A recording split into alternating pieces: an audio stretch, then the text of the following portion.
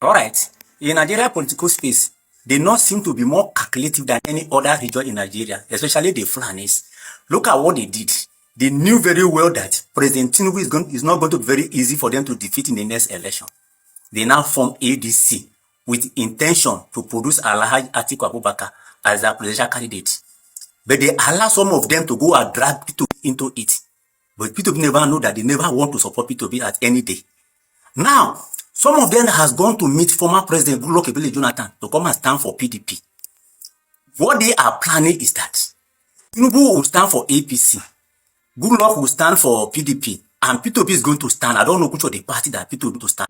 They know that P2B is desperate to stand for presidential election. Now, we are going to have 3 presidential candidates from southern Nigeria. And Alhaji Atiku Abubakar is going to stand for ADC. Let me tell you what they not are planning.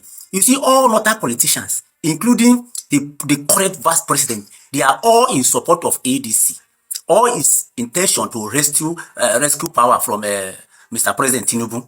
They are going to keep behind Alhaji Atiku Abubakar. But the question is that with 3 presidential candidates from southern Nigeria and only 1 presidential candidate from northern Nigeria, are they going to defeat President Tinubu? Hello and what's up, guys? In this video we are stepping into one of the most heated conversations rocking Nigeria right now. Across the north, south, west and middle belt, voices are rising with one strong message: Nigeria is not Fulani property. Clips are going viral where people from different regions openly declare that they will never allow another Fulani presidency in Nigeria. The tone is bold, emotional and direct. Many are saying enough is enough. One angry speaker shouted, "Let's say the truth. A Fulani man will not rule this country again. They are still killing us every day. So what is the difference?" The crowd roared in agreement. Another voice asked, "Why should we award them with the highest office in this country? Are we stupid? A tribe that feels entitled to rule forever will only drag Nigeria backwards." Didn't stop there. Most speakers insisted that too many innocent lives have been lost and that Fulani leadership has brought nothing but bloodshed, division and fear. They declared that no tribe should hold Nigeria hostage and that real nationhood can never be achieved under Fulani domination. One fairy statement went even further. There is nothing like herdsmen clash. It is Fulani hegemony. Enough of the deception, enough of the killings, enough of the wickedness. Fulani cannot claim to own Nigeria. The clips also highlight bitter memories of past Fulani rule, from killings in Asaba to the slaughter of traditional rulers in Yoruba land to violence in Benue, Plateau and Edo. Over and over again, the message was the same: Fulani cannot continue to claim monopoly of leadership in Nigeria. Guys, this is not just one region speaking. It is north, south, west and middle belt, all saying the same thing in one united voice: never again. Guys, I will let you watch this video for yourself so you can see exactly what I'm talking about. Also, don't forget to like, share and subscribe to this channel if you haven't already done so. Take a look, guys, and remember to share your thoughts after watching. All right. I hope President Bola Ahmed Tinubu, will not repeat the mistake of former President Goodluck Ebele Jonathan. As you all know, the Fulanis are occupying about 15 governors in Nigeria prior to 2015 election, where Jonathan was there as Nigeria president. These northern governors made up of Fulanis had a meeting with US officials, particularly with John Kerry, US Secretary of State then. Those agendas they discussed in that meeting was 1, the removal of Jonathan from office; 2, to ensure that Fulanis are living in every state in Nigeria; and thirdly, Fulani are up to 60% in Nigeria army. As at that time, if you can remember, US started sponsoring Boko Haram to frustrate Jonathan from office. When they came back from US, Buhari made a statement that both Monkey and Babo will be soaked in blood.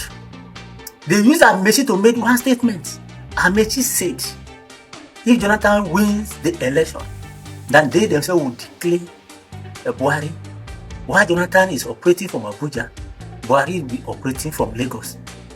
Jonathan was panicking. When northern governors came back purely, they invited Sanusi, Professor Taru Jega, INEC chairman then, and Adamu Umazu, PDP national chairman, to tell them that let them use their office to frustrate Jonathan from office. When they came back from that meeting, Sanu started saying that about $1 billion is missing from NNPC, that Jonathan is aware. That was why Jonathan fired him from office. Why some of us were shouting on top of our voice that Jonathan should proceed and fire Jega from office. Jonathan was panicking. At the end of the day, Jega used his office to frustrate Jonathan.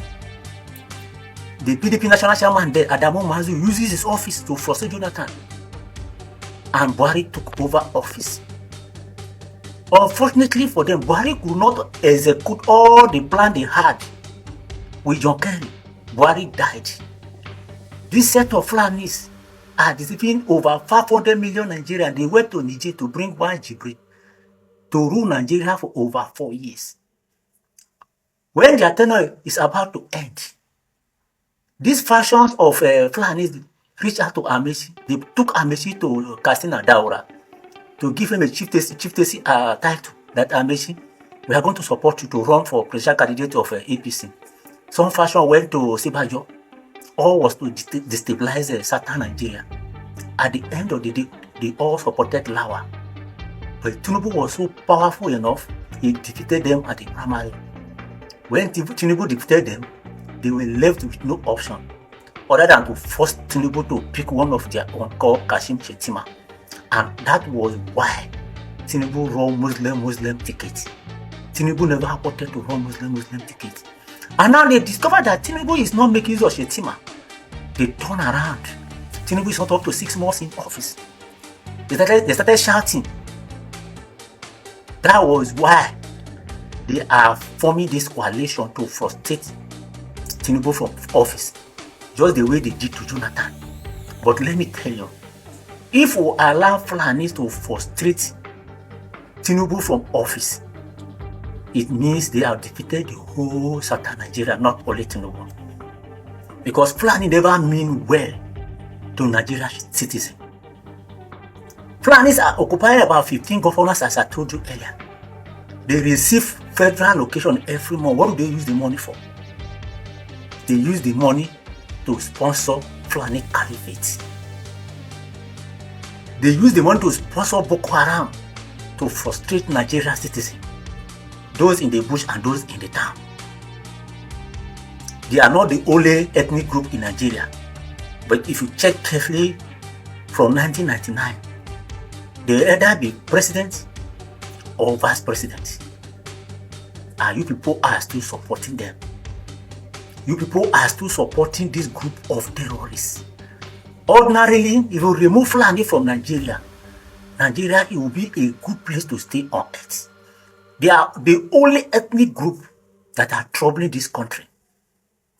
Nigeria, which way forward? Yaya Jingi. Malam Yaya Jingi. Jingin, since you don't bring this topic, every other person go hear him. About your tribe, Fulani, that wicked and terrible tribe of yours, Fulani. Because you say you kill your father, that was the reason why an Igbo man shouldn't rule. A Fulani man does not have rights to rule this very country. Since it's for by killing, because the innocent Hausas that you people have killed, the innocent other tribe that the Fulani people have killed. So a Fulani person does not have rights to rule Nigeria. They don't have that right to. Malam Yaya Jingi, since you do not know history, you have to go back and see when your forefathers started killing. Till date, his children is still killing. Killing is in you people's blood. You are talking about Igbo. Do Igbo have any business in killing? They come to your area and do business. That is all. Do you people do so? No. When you go to people's land, you begin to kill them, rape their wife, kill their fathers, take over their land. Don't you see your tribe, Fulani, is a wicked tribe? And that is the reason why they should stop saying it's headman. There's nothing like headman clash. It's a Fulani tribe. They are killer. Since Yaya Jenga want to talk,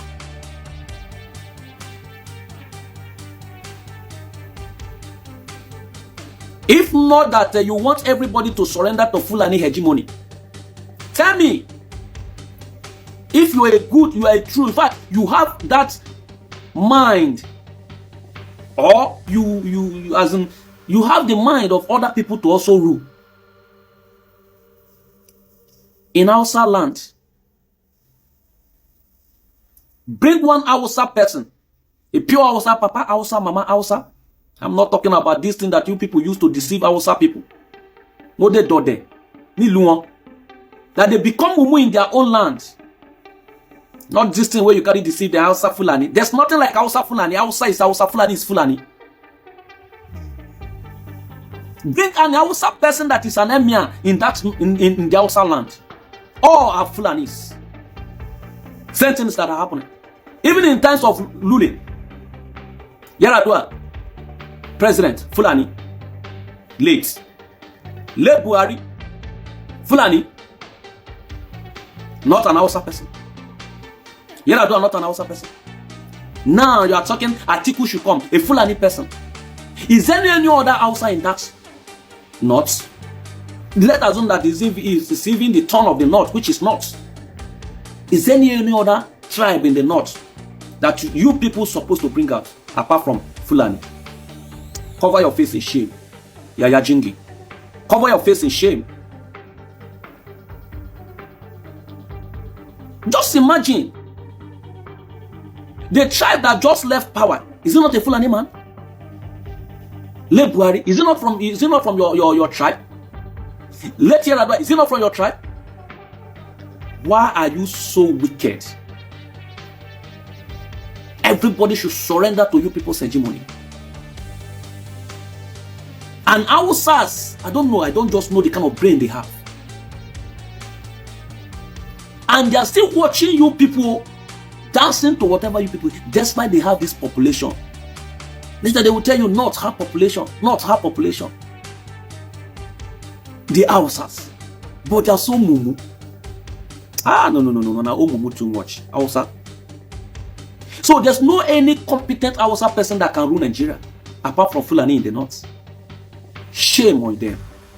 See, Malam Yaya Jingi Abi Jingin, whatever you call yourself, don't ever come and make such statements again in your life. By saying Igbo tribe kill your fathers, how many people did they kill? How many people did Igbo kill? Compared to what the innocent blood you people are wasting these days. Just as I said in the previous video, as you people deceive the Plateau, deceive the people in the Taraba, deceive the people in Benue, they all face Igbos. They cause a lot of genocide in Igbo land. They kill a lot of people, call them together in Asaba, and waste all of them, kill them. People do not see that. That's saying kill your fathers. Have you not been killing? The killing you people perpetrated in Ghana, in your state, that makes Sunday Igboho to be talking about you people. Is it the one in Ekiti? You even kill a sitting king in the Yoruba land. In Igbo land, same thing.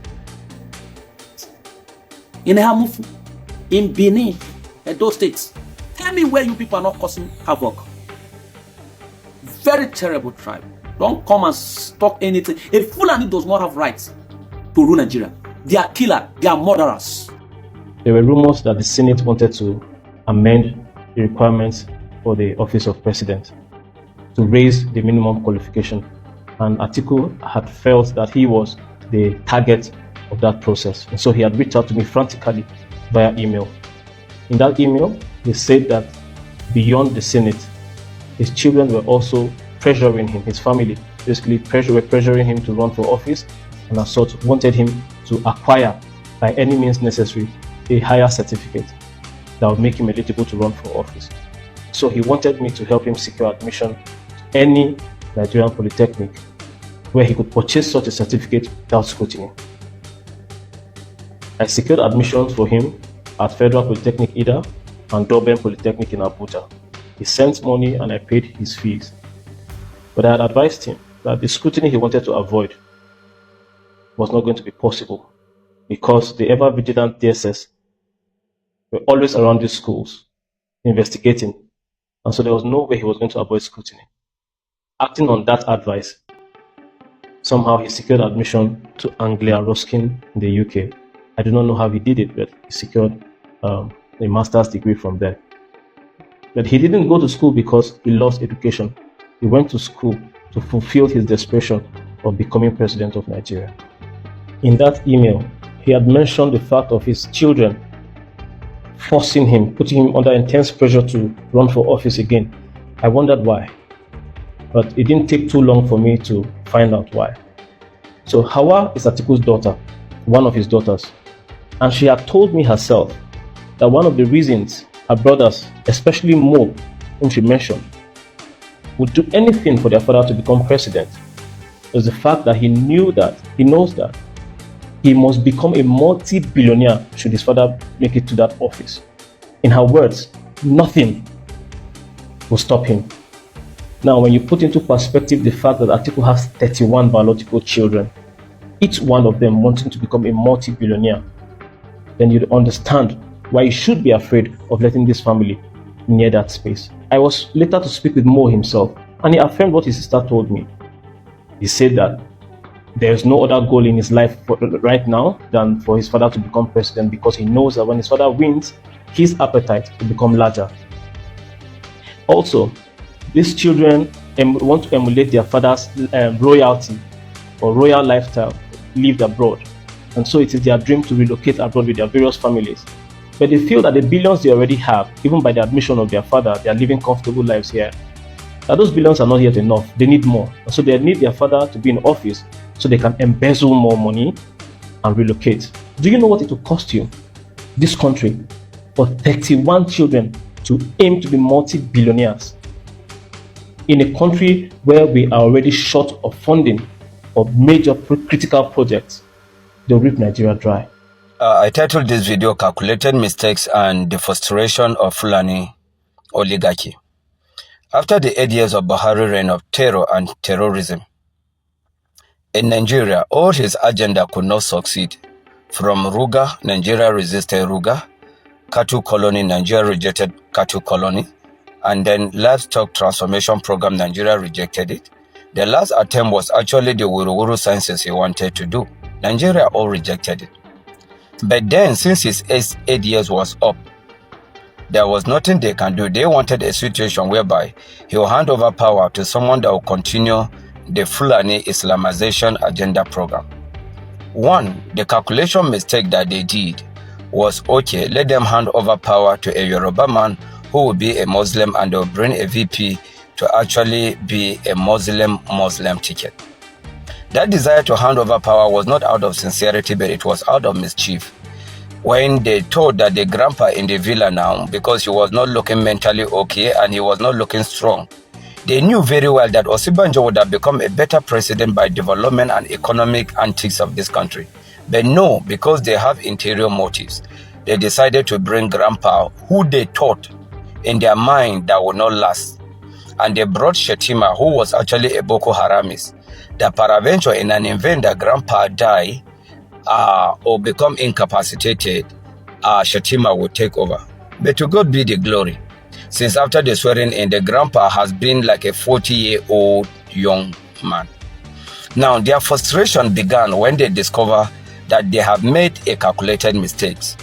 One, the grandpa is not dying soon. Secondly, most of the structure that Buhari actually put in power before handing over, they discovered that the grandpa is actually destroying them.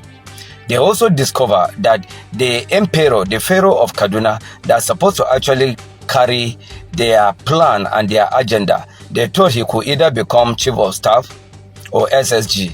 He did not get any of those positions. Rather, even the minister could not be given to him.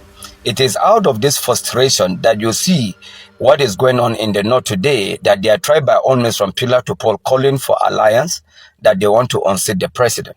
Now, the question here is it only the north that have the ability that can unseat and decide who becomes the president?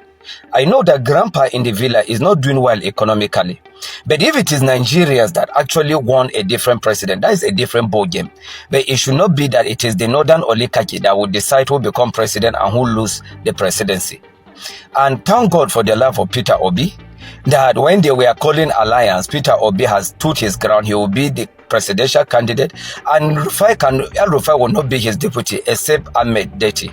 Now, foolishly, they are calling Arayo Boshola, they are calling Rotimi Amechi. These are the foolish Southerners they used during Buhari, and they want to repeat it. I want all the Southerners to know nobody is comfortable with the regime, the present regime, and the status quo of this country. But let it be that if Nigerians want change, let the change be from Nigerians and not from a few Fulani northern oligarchy.